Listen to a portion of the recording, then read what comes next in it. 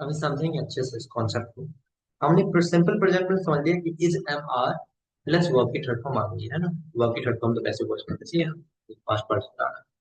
पर इस वाले केस में बीइंग क्यों आया, क्योंकि पहली बात तो रहा रही कॉन्सेप्ट था, और रहा रही में आईएनजी फॉर्म आता है, इसलिए बी के साथ आईएनजी फॉर्म आ गया। दूसरी बात हम ये भी समझना चाहेंगे कि इजेमआर क्यों आया था यहाँ पे। तो हम जानते हैं कि जो सिंपल प्रेजेंट होता है या सिंपल प्रेजेंट में बात की, प्रेजेंट कंटिन्यूअस जो होता है आगे, उन दोनों में ही एक चीज कॉमन होती है अगर हम उसको थोड़ा सा गहराई से देखना चाहें। मैंने आपको पढ़ाते हुए बताया था कि बी फॉर्म के बाद या तो आईएनजी फॉर्म आता है, या तो नॉन वर्ब आता है, या आपका थर्ड फॉर्म आता है। तो थर्ड फॉर्म वाला केस आज आप पढ़ रहे हैं उसको बोलते हैं पैसिव वॉइस, है ना। और एक हमने कहा कि या तो आईएनजी फॉर्म आएगा तो वो कॉन्टिन्यूअस वाला होगा। एक हमने बोला था कि नॉन वर्ब आएगा। नॉन वर्ब क्या था, स्टेट ऑफ बीइंग वाला था। तो आपने जो सिंपल प्रेजेंट पढ़ा था ना, जिसमें डू डज वाला पढ़ा था, उसके इतर एक चीज और होती है सिंपल प्रेजेंट में, इज एम आर प्लस वही नॉन वर्ब। जैसे मैं डॉक्टर हूँ, आई एम अ डॉक्टर, ये भी सिंपल प्रेजेंट है, इसलिए वहां पे इज एम आर आ रहा था। बहुत ही एक कॉन्सेप्चुअल चीज है, इस तरह से शायद हम नहीं पढ़ते हैं। अगर हम इस तरह से पढ़े तो बहुत अच्छे से समझ आएगा चीजों को। थोड़ा सा समझिएगा कि इज एम आर दरअसल में ऑलरेडी शामिल था सिंपल प्रेजेंट में, ऐसे ही वॉज वर भी ऑलरेडी शामिल था सिंपल पास्ट में। इसलिए यहाँ पर पैसिव वॉइस में भी उसी चीज को रिफ्लेक्ट कर दिया गया है। अब हम बात करते हैं कंटिन्यूअस में। कंटिन्यूअस में already is M are was were या शेल बी विल बी शामिल। वो ऑलरेडी शामिल था ही, इसलिए हमने उसको ले लिया इज एम आर और वॉज वर या shall B will be. And अब आईएनजी क्यों आया था वो ऑलरेडी बता चुका हूँ आपको, क्योंकि आपका रहा रही कॉन्सेप्ट है कंटिन्यूअस है, कंटिन्यूअस में आईएनजी के बिना काम चलेगा नहीं, इसलिए बी के साथ आईएनजी फॉर्म। तो यहाँ पर बी की आईएनजी फॉर्म लग रही है, यानी कि, और आईएनजी फॉर्म केवल एक ही केस में लग सकती है, जब आपका शुरू में बी हो, है ना। तो विल बी, शैल बी, ऐसे वाले में बीइंग हो जाएगा। Is M are being, was were being, है ना। बी प्लस बीइंग, दो चीजें आपको देखने को मिल रही है यहाँ पे। बी प्लस बीइंग, अगर आप नहीं देख पा रहे हैं तो आंखें खोलिए। बी प्लस बीइंग मतलब क्या बोला मैंने, बी की जगह यहाँ पे क्या आया है, प्रेजेंट कंटिन्यूअस में, बताइए मुझे। फर्स्ट वाले बी की जगह क्या आया है, फर्स्ट वाले बी की जगह क्या आया है यहाँ पे, बी प्लस बीइंग बोला मैंने। फर्स्ट वाले बी की जगह क्या आया है, फर्स्ट वाले बी की जगह क्या आया है। Are you getting my point.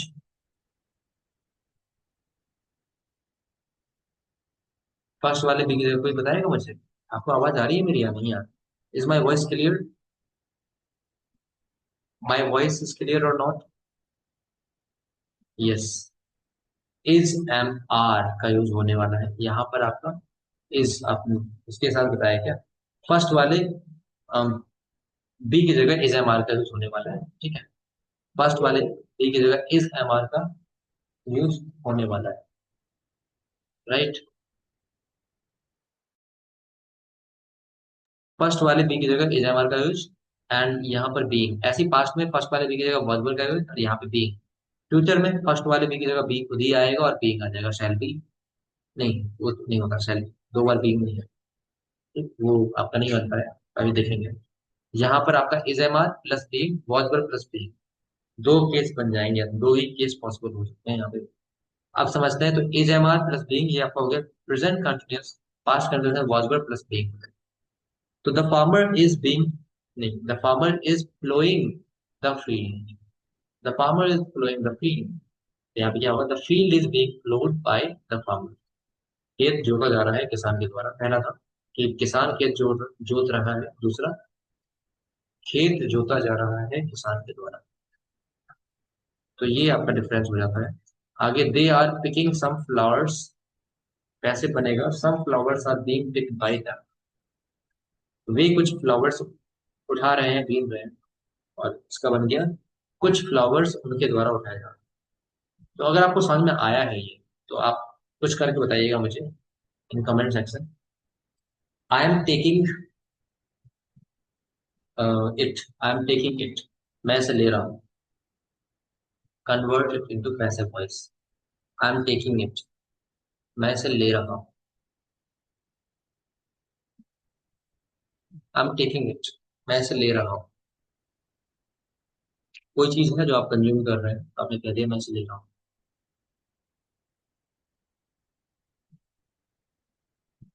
जिन लोगों को नहीं आ रहा है वो नो टाइप कर दीजिएगा, ठीक है, ताकि मैं कुछ अपने अप्रोच को चेंज कर पाऊँ। Those who are unable to answer they can write no. Savitri ji has answered. Suhani ji is in good answer. जरा जल्दी बताइए। ठीक है, एक एक करके कर लेंगे। नो। सुपर फास्ट बढ़िए। चलिए कोई बात नहीं, नहीं आ रहा समझेंगे प्यार से। जिनको आ रहा है वो करेंगे जल्दी से। नहीं आ रहा बिल्कुल लिख देंगे ईमानदारी से यहाँ पे। I am repeating the sentence, I am taking it. I am taking it का पैसिव वॉइस बनाना है। जिन लोगों को नहीं आ रहा नो लिख दें, ठीक है। तो चलिए, इसका करेक्ट आंसर है it is being taken by. नहीं आ रहा कोई बात नहीं, आप पहले पहले वाले से जो करेंगे इसको हम बाद में करेंगे, एक साथ नहीं करते हैं, ठीक है। डाइजेस्ट नहीं हो पाएगा। हम अप्रोच चेंज करते हैं, पहले यही प्रैक्टिस कर लेते हैं, ठीक है। ये तो आपको समझ में आ गया है ना। करते हैं, देखते हैं समझ में आया कि नहीं आया। चिल्ड्रन लव एनिमल्स में animals are loved by the children, ये हो गया था। ऐसे मुझे बताइए, I like him. I like him में क्या होगा, हिम जो है उसका ही बनेगा, बस याद रखिए। टेबल डाल दीजिएगा ग्रुप में कोई, और उसको आप लर्न करिए। आई लाइक हिम डाल दीजिएगा। बनाएंगे जल्दी से। हिम का जो सब्जेक्ट बनाएंगे वो पांच फॉर्मूल, वो रूल याद रखिएगा।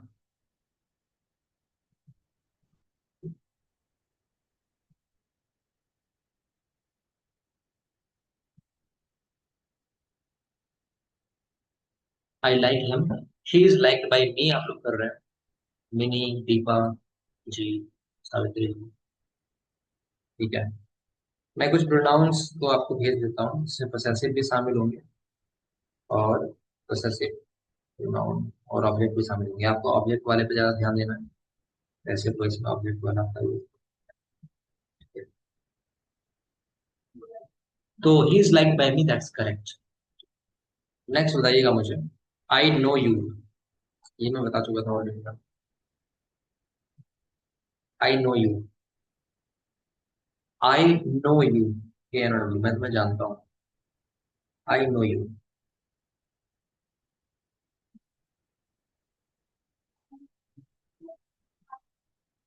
नो का शॉर्ट फॉर्म नोन होता है, ठीक है। आई know you.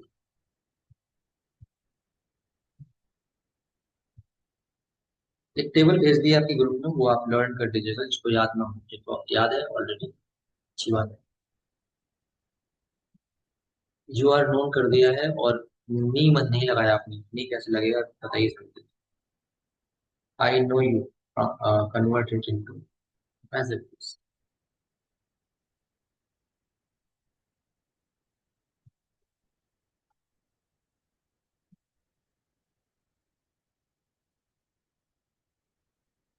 You are known by me, Deepa ji,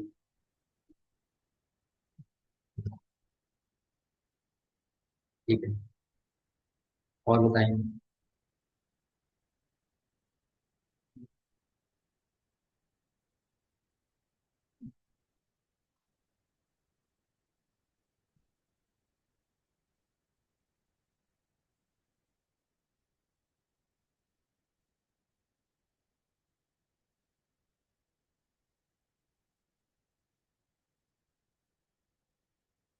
ठीक है, यू आर नोन बाय मी।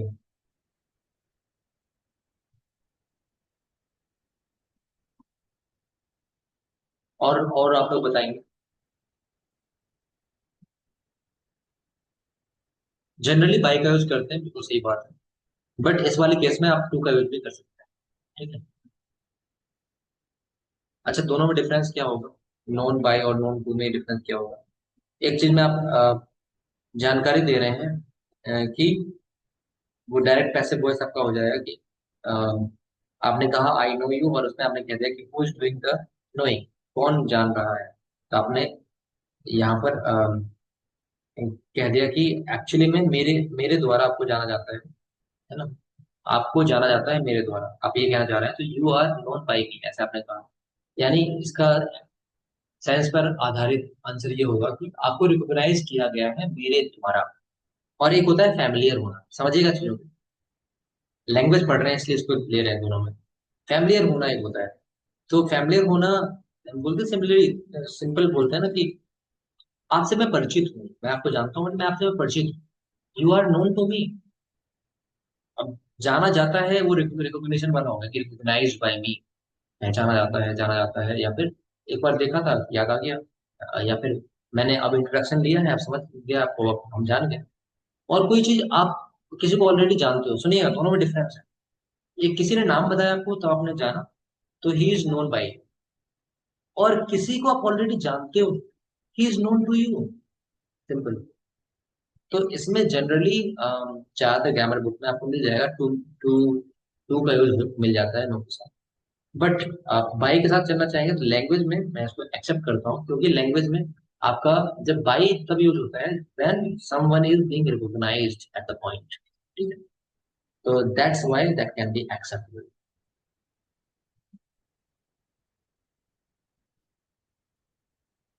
तो you are known to me, that's correct, and you are known by me, but context याद रखिएगा।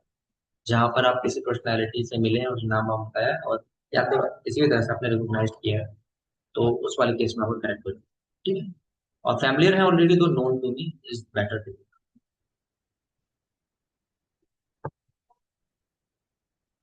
सो दैट्स इट। यस, अभी बोल ही नहीं जाता, अभी क्लियर होगी वॉइस। आगे करेंगे, बताएंगे।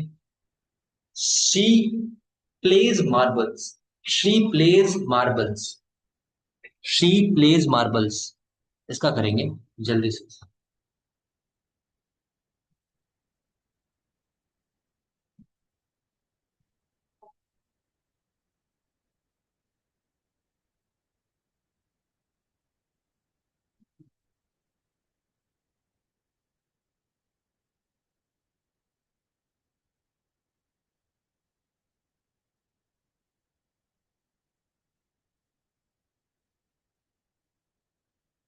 She plays marbles.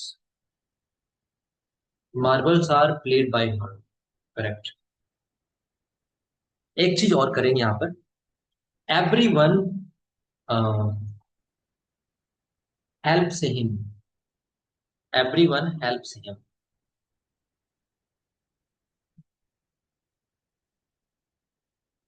Every one helps him. Do it fast. Every one helps him.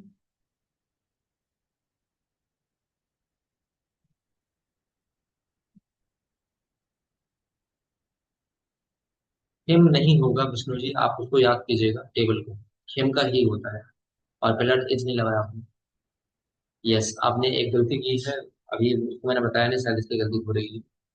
एक चीज याद रखेंगे, जब भी everyone, no one, nobody, है ना, सम वन, ये सब आते हैं तो यहाँ पर हम लोग जो आपका सब्जेक्ट है उसको अवॉइड कर देते हैं। ठीक है। यानी कि यहाँ पर बाई एवरी वन लगाने की जरूरत ही नहीं है, क्योंकि यहाँ पे ये काफी क्लियर चीज है कि उसकी मदद की जाती है। सिंपल सी बात है, सबके द्वारा की जाती है, तो यह एक जनरल चीज हो जाती है, इसलिए हम यहाँ पे बाई नहीं लगा। जैसे मैं बोला everyone follows the rules, तो rule is followed, simple. Nobody follows the rule is not followed, simple. No one follows the rules are not followed. Rules, rules हो गया तो आर लगा देंगे, द रूल है तो rules are not followed. No one लगाने की जरूरत नहीं, नो बडी लगाने की जरूरत नहीं। तो जब भी एवरी वन आए, नो वन आए, इसको लिख लेंगे। जब भी एवरी वन, नो वन, सम वन, नो बडी, समबडी, ऑल इत्यादि शब्द आए, तो पैसिव वॉइस में बाई के बाद इनका,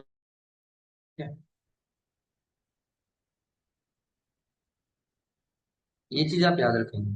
जब भी everyone, all, no one, nobody, है ना, समबडी, समवन, ऐसा कुछ आता है, तो वहां पर आप अवॉइड करते हैं बाई के बाद ये लगाने का। बाई के बाद लगा करके ऐसे लगा देते हैं ना, या फिर सिंपल रूप में आप उसको ऑब्जेक्टिव केस में लेके नहीं जाते हैं। सब्जेक्ट का ऑब्जेक्टिव केस नहीं बनता। बिना सब्जेक्ट के ही ऑब्जेक्ट के साथ में हम करा सकते हैं। आगे बताएंगे आप मुझे ऐसे ही एक example.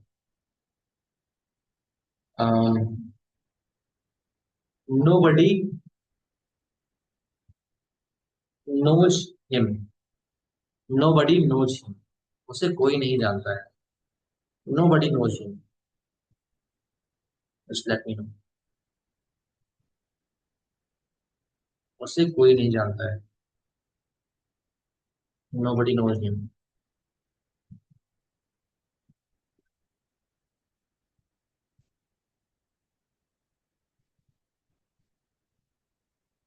Nobody knows him.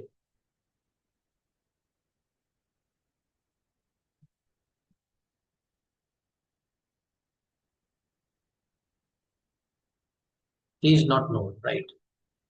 अगर ऐसे ही देखेंगे जैसे नो बडी कर दिया, एवरीवन कर दिया, ऐसे कुछ आपको और भी लगे ना कि कुछ कॉमन चीज है। जैसे मान लीजिए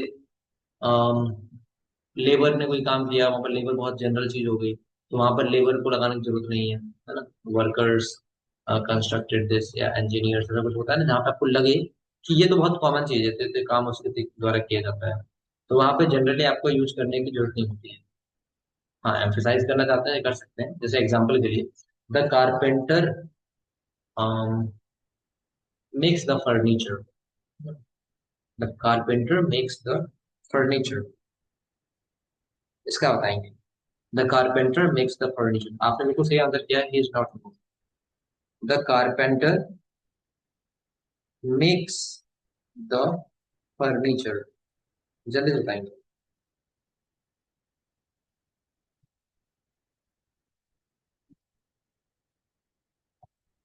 दो आंसर पॉसिबल है इसमें। फर्नीचर इज मेक्स नहीं होगा, मेड।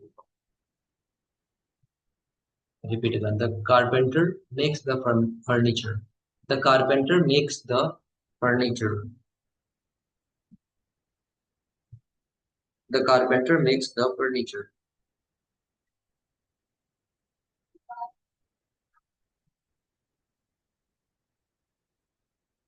आप लोग आंसर कर रहे हैं, the furniture is made by the carpenter. That's correct, 100% correct. But एक बात और बताना चाहूंगा, तो मैं आपसे कहना चाह रहा हूँ, हियर द डूअर और the subject can be omitted, क्योंकि यहाँ पर जो डूअर है वो अनइम्पोर्टेंट हो सकता है, क्योंकि फर्नीचर कारपेंटर के द्वारा, बढ़ई के द्वारा ही बनाया जाता है, तो आप इसको बोल सकते हैं तो फर्नीचर इज मेड। मैं बिल्कुल नहीं कह रहा आपने जो किया है गलत है, 100% करेक्ट है। बट ऐसे केसेस में जहां पर आपको लगता है कि जनरल वे में बात हो रही है, कारपेंटर ही बनाता है, सिंपल कारपेंटर को अवॉइड कर सकते हो, ऑमिट कर सकते हो। हाँ, बट एवरीवन नो वर्ड वाले केस में वहां पर 100% आपको हटाना ही हटाना है। कारपेंटर वाले में आप लगा सकते हैं, मैंने बोला तो दो आंसर पॉसिबल है। The furniture is made by the carpenter, या फिर the furniture is made, simple, है ना ऐसे। आपको एक्सरसाइज भेजी है मैंने, 10 एक्सरसाइज, 10 सॉरी 10 सेंटेंसेस भेजे हैं एक एक्सरसाइज में, उसको आप लोग होमवर्क में कीजिएगा। So that's your homework. अभी प्रेजेंट से रिलेटेड, प्रेजेंट आपने जो क्वेश्चन जितने भी किए हम लोगों ने, और जो टॉपिक डिस्कस किया एक्टिव एंड पैसिव वॉइस से related, if there is any question, any doubt, you can ask.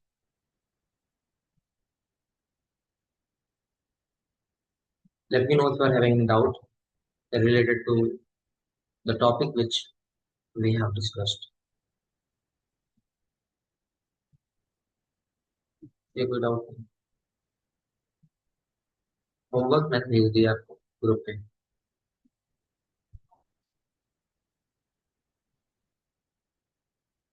Practice that, देखते हैं कितनी जल्दी कर पाते हैं इस टॉपिक को, आप कितना जल्दी इसको ले पाते हैं, उसके ऊपर डिपेंड करता है ना। तो किसी को कोई डाउट नहीं? No, no one is having any doubt. Am I clear और टू यू और not? My voice is clear? मैं ऑडिबल? डाउट है तो बताइए यस, नहीं है तो बताइए नो। प्रेजेंट, सिंपल प्रेजेंट तक हमने किया है अभी। बताइए अपने आपको चीजें समझ में आई या नहीं आई? I am audible? No sir, no doubt. तो प्रैक्टिस कीजिए इसको, ठीक है। Give yourself rating out of 5, कितना समझ में आया आपको? सिंपल प्रेजेंट तक, कंटिन्यूस का छोड़िए, कंटिन्यूस को तो वैसे भी नहीं किया, यार आपको सुपर करेगा discuss. 2.5 half. Sir, I am getting disconnected again and again, so unable to respond the properly. The problem. Yes, sir के लिए कॉल कीजिए. आपको तो डिले होगा काम कीजिए. ठीक है. चलिए कुछ और तरीके से हम इसको समझेंगे कल और अच्छे से. अभी आप इसका प्रैक्टिस कीजिएगा. हम इससे आगे नहीं बढ़े क्योंकि ज्यादा चीजें समझ में नहीं आती एक बार में ना.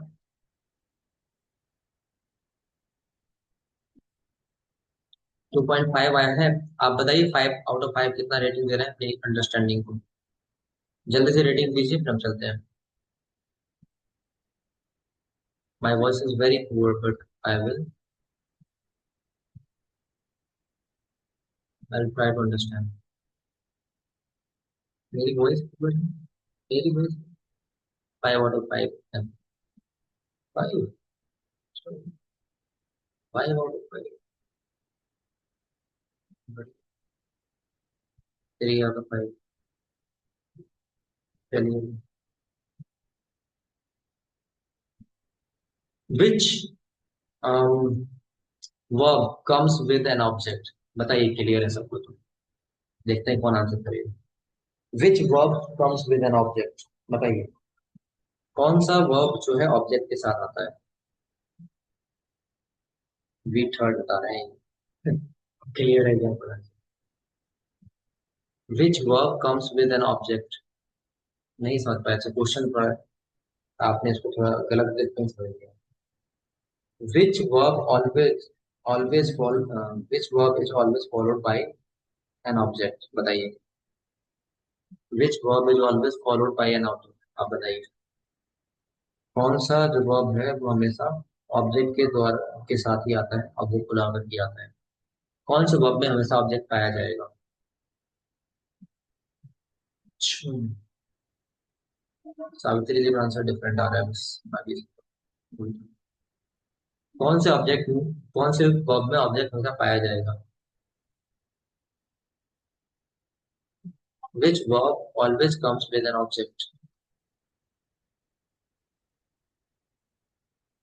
और कोई आंसर नहीं कर पा रहा. Right answer is transitive verb. ठीक है. Okay tell me what is intransitive verb then. Intransitive verb क्या है ये बताइए. What is an intransitive verb. Transitive verb तो बता दिया आपने. इंट्रांजिटिव बताइए. इंट्रांजिटिव वर्ब कौन सा. What is an intransitive verb. Verb without object doesn't need an object. Correct. बढ़िया. वर्ब a verb without an object or the verb which does not need an object. अच्छा एक चीज और समझेंगे. वर्ब विदाउट ऑब्जेक्ट आप लिख रहे हैं. सर ध्यान दीजिएगा मेरी बात पे. जैसे मैं बोलूँ आई रीड. मैं यहाँ पे ऑब्जेक्ट नहीं दे रहा हूँ. तो क्या ये ट्रांजिटिव हो गया क्योंकि थोड़ा डेफिनेशन हमें क्लियर करना होता है. आई रीड मैंने बोला. तो क्या रीड ट्रांजिटिव है यहाँ पे या इंट्रांजिटिव. नो ये ट्रांजिटिव नहीं है. मतलब क्या. आई रीड मैं समझा नहीं. मेरा क्वेश्चन था कि ट्रांजिटिव हो गया या नहीं हो गया. आई रीड क्या है यहाँ पे. रीड क्या है. रीड ट्रांजिटिव रहेगा इंट्रांजिटिव नहीं. Read intransitive. ना जी ना. It's not possible. यही तो चीज थी. आपकी डेफिनेशन से दिख गया मुझे. आपने लिखा है ना कि वर्ब विदाउट ऑब्जेक्ट. इस डेफिनेशन को और डिफाइनमेंट की जरूरत है. आपने कहा कि वर्ब बिना ऑब्जेक्ट के है ना. तो ऐसे तो आप वहां पर ट्रांजिटिव वर्ब ला करके बिठा देंगे और बोलेंगे कि ऑब्जेक्ट नहीं लिखना है आगे तो ये इंट्रांजिटिव हो गया. ऐसा नहीं होता. इंट्रांजिटिव वर्ब की अलग ही कैटेगरी होती है. वहां पे वो इंट्रांजिटिव वर्ब जो हम शॉर्ट करेंगे इस बेसिस पे. तो इंट्रांजिटिव वर्ब में वो वर्ब लिखेंगे जिसको ऑब्जेक्ट की जरूरत ही नहीं होती है ना. और जो या फिर ये कह सकते हैं कभी भी ऑब्जेक्ट के साथ आता ही नहीं. Never comes with an object. और जो ट्रांजिटिव वर्ब होगा वो ऑब्जेक्ट के साथ हमेशा आता है उसको जरूरत होती है. ये डेफिनेशन है. ठीक. ज्ञान प्रकाश जी. रीड जो है यहाँ पर आई रीड मैं बोलूँ या आई रीड द बुक्स बोलूँ दोनों ही केस में एक ही वर्ब जो है वो एक ही टाइप का रहेगा. पूछो क्यों.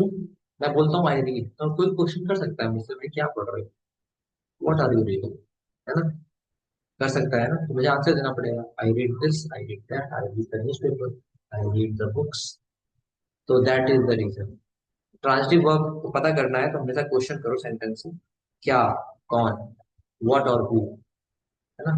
जैसे मैंने बोला आई नो, क्या जानते हो, व्हाट डू यू नो, या तुम डू यू नो, तुम कैसे जानते हो।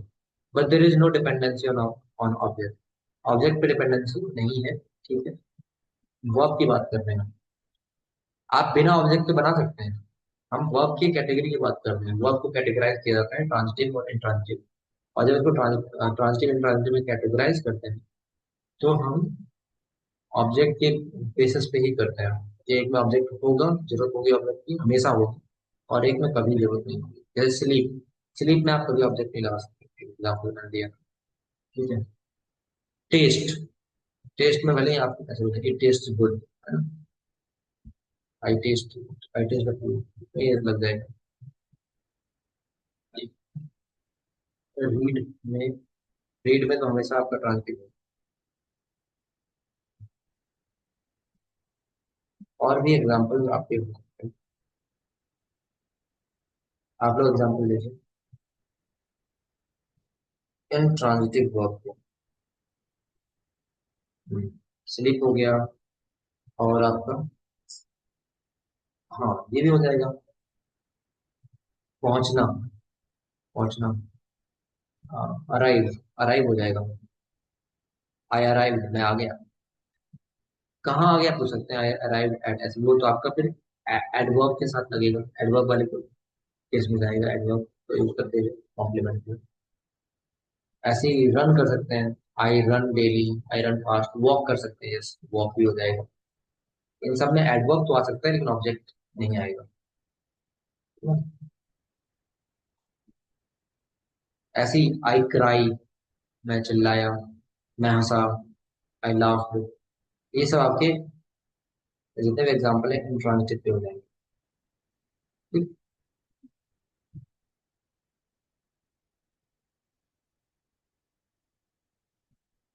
ऑलराइट, तो यहाँ पर हमने चीजों को समझा। अच्छा, टेस्ट मैंने एग्जांपल लिया था, इसको बताएंगे कोई बड़ा अच्छा concept है ये। मैंने दो दो सेंटेंस बोला, अभी ज्ञान प्रकाश जी आप भी बोल रहे थे ना, उस वाले में एक टेस्ट जो है ये बैठ जाएगा अच्छा।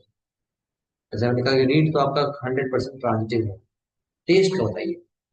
जैसे मैं एग्जाम्पल लेता हूँ, दो एग्जाम्पल लूंगा, उसको बताइएगा। आई टेस्टेड द सूप, है ना, और मैं बोलूँ कि इट टेस्ट गुड, जो बोला था, या इट टेस्ट डेलिशियस, इसे बताइए। कुछ वर्ब आपके होते हैं, यस सावित्री करेक्ट बोल रही हैं आप। कुछ वर्ब आपके होते हैं जो ट्रांजिटिव और इंट्रांजिटिव वर्ब है, इसके पीछे एक रीजन होगा, प्रॉपर रीजन होगा। रीड का तो एक ही मीनिंग होता है, पढ़ना, है ना। यस, रीड का एक ही मीनिंग होता है, पढ़ना, और पढ़ने का मतलब है कुछ ना कुछ तो पढ़ेंगे, कुछ ऑब्जेक्ट होगा, है ना। बट टेस्ट में क्या होगा कि दो केस बन सकते हैं इसमें, सुनिएगा ध्यान से, मैंने एग्जांपल लिया था ना, एग्जांपल ही भूल गया मैं। हाँ सूप, जैसे वह सूप पीता है, ही टेस्ट्स द सूप, या ही टेस्टेड द सूप, उसने सूप पिया, है ना। तो यहाँ पर क्या है, सूप ऑब्जेक्ट के रूप में आया, और मैंने दूसरे में क्या बोला था, द सूप टेस्ट गुड या डेलिशियस, जो सूप का स्वाद है बहुत ही अच्छा है। तो यहाँ पर जो गुड है वो तो ऑब्जेक्ट तो हो नहीं सकता, नहीं है ना ऑब्जेक्ट, वो क्या है, वो एडवर्ब, राइट, वर्ब के बारे में बता रहा है, विशेषता बता रहा है वर्ब की, या मॉडिफाई कर रहा है। तो टेस्ट आपका, दो अर्थ होते हैं इसके, स्वाद होना और स्वाद लेना, दो अर्थ होते हैं टेस्ट के। सूप का स्वाद अच्छा है, ये अलग चीज हो गई, ठीक है, स्वाद ऐसा है, स्वाद होना वाला दे। और मैंने सूप चखा, है ना, स्वाद लिया, चखना और स्वाद होना, दो डिफरेंट चीज है ना। तो क्योंकि इसके दो मीनिंग है, इसलिए ये दोनों रूप में यूज हो जाता है। ज्ञान प्रकाश जी यहाँ देखिएगा, तो शायद आप इस चीज को लेकर के थोड़ा आप समझ रहे हो। कुछ वर्ब आपके होते हैं जो ट्रांजिटिव एंड इंट्रांजिटिव दोनों होते हैं, ठीक है।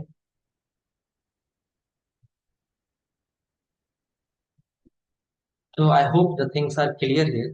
तो रीड वाला में तो आपको बन नहीं सकता क्योंकि उसका एक ही मीनिंग है।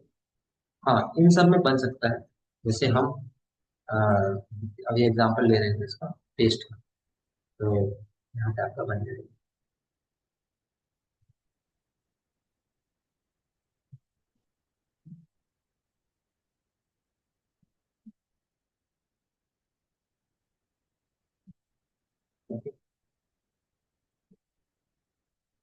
जब भी आप क्वेश्चन करेंगे, एक बहुत ही इंपॉर्टेंट पॉइंट,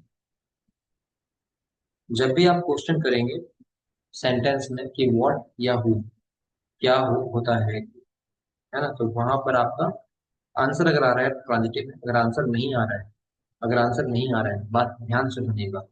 आपने क्वेश्चन किया किसी भी सेंटेंस से, I read a book, what did I read, I read a book, है ना, या फिर I I I read this, I read that. जब भी आंसर आप पूछेंगे क्या पढ़ा आपने, आई नो हिम, किसे जानते हो, whom do you know, who do you know, who या what का आंसर अगर आ रहा है तो वहां पर ट्रांजिटिव है, अगर नहीं आ रहा है तो इंट्रांजिटिव है। इसको अप्लाई कर दीजिए हर जगह। If there is a there is a possible answer, if answer is possible then transitive होगा, यानी ऑब्जेक्ट आ रहा है निकल के तो ट्रांजिटिव होगा, नहीं आ रहा निकल के तो नहीं। बस सिंपल सा फंडा यही है। ठीक। जैसे रीड वाला केस किया था, रीड में अब आप पूछेंगे क्वेश्चन तो वहां पे जनरली आपको आंसर मिलेगा, आई read this the book, I read newspaper.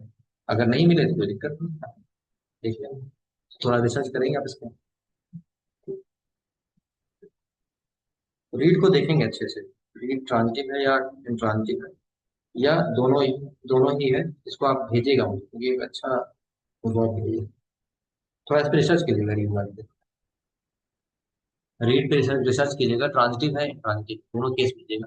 Formula बता दिया है मैंने कि जब कभी आपको क्वेश्चन करेंगे तो अगर उसका आंसर आ रहा है, अगर ऑब्जेक्ट में, तो ट्रांजिटिव होगा, और अगर कोई केस ऐसा बन पा रहा है रीड के साथ, वो एग्जांपल लेके आइएगा, बने तो हो सकता है बन जाए, तो उस वाले केस में वो इंट्रांजिटिव भी हो सकता है।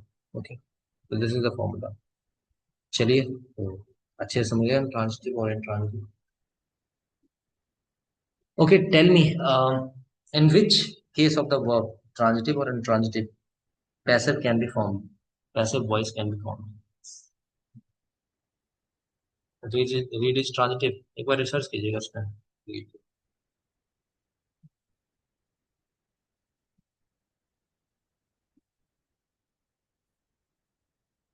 बताएंगे, मैंने क्वेश्चन पूछा ट्रांजिटिव, आंसर दे रहे हैं आप लोग क्या, या ट्रांजिटिव, जल्दी बताएंगे।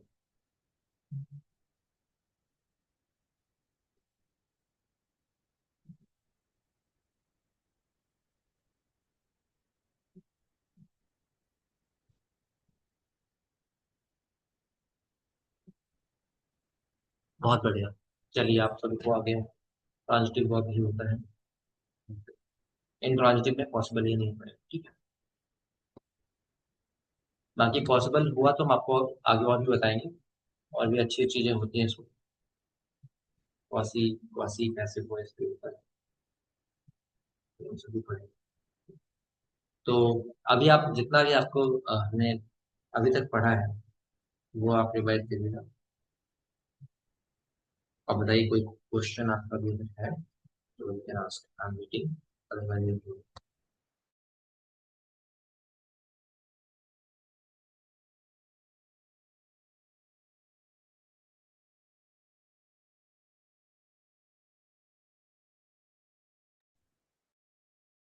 No one is having doubt. चलिए, कोई डाउट नहीं, तो फिर बस bye. Thank you for attending today's session everyone, take care, good night. Good night, sir.